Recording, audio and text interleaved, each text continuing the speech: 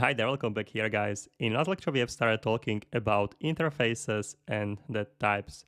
So there are two different ways how you can specify the structure of your data, either with the interface or with a type.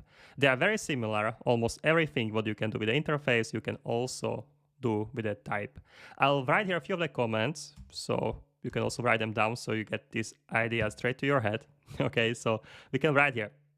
In the TypeScript, they are actually recommending interfaces over type aliases when it's possible. Okay, so TypeScript itself recommending to use interfaces. Okay, so TypeScript recommends to use interface over types, but don't get me wrong, there is very special place for a types, and it will be using actually types quite a lot. Okay, so don't mind this recommendation. We'll be using interfaces and as well the types. Okay, so TS recommend to use interfaces over types when possible. Okay, that's important, when possible. Okay, they are very similar. So they're very similar. All the features are interchangeable. And then why we should use the interfaces? Okay, I'll write here.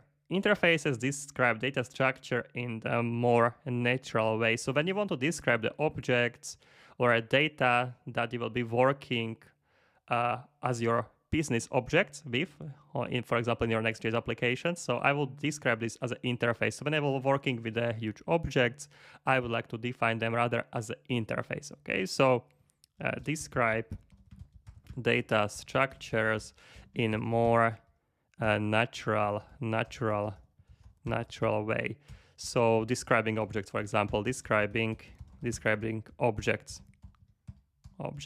For example, if for example here interface person. So when I'm describing the person structure, I would use interface. If I would have to create shipment data type, I would use interface.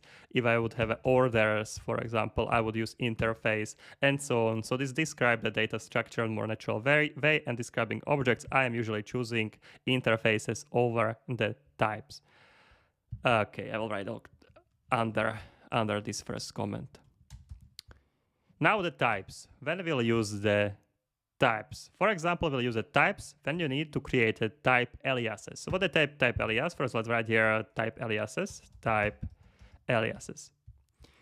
Okay, for example, when I would like to create an alias for a type string, so I will define here type, I will call it data, and I will assign here string. This you cannot do with the interface. So now I have just created alias for a string, and I can use the data as the string. Okay, so I can define here a name will be data, and this alias for a string, so I can still use the name in the function log person info, so I can call it with the name here, even though it's a data type here as I'm defining here.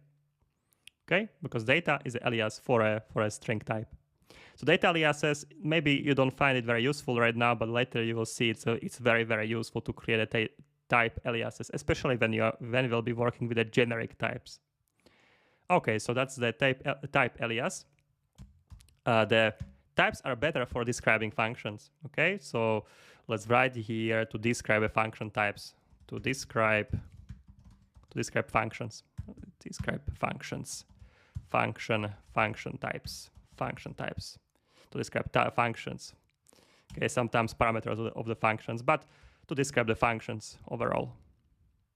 Okay, so here we have it. There are much more differences, guys, in the syntax and also in the way how you will use the types and interfaces, but I would like to get into these differences as we will progress with the lectures and as we'll see the actual examples where we can use the types and where we can use interfaces. For now, just these two comments. Describe data structure in more natural way, describing objects such as shipment, orders, and so on that you have in your natural world in everyday life. And the type aliases we'll use for this type of data as the function types, for example. I will show the function types in the next lecture. Or type aliases, where you can alias your primitive types or other types under a different name, and then you can use it, such as data is an alias for a type string. All right, that should be it for this one. Let's continue with function types in the next lecture. Cheers.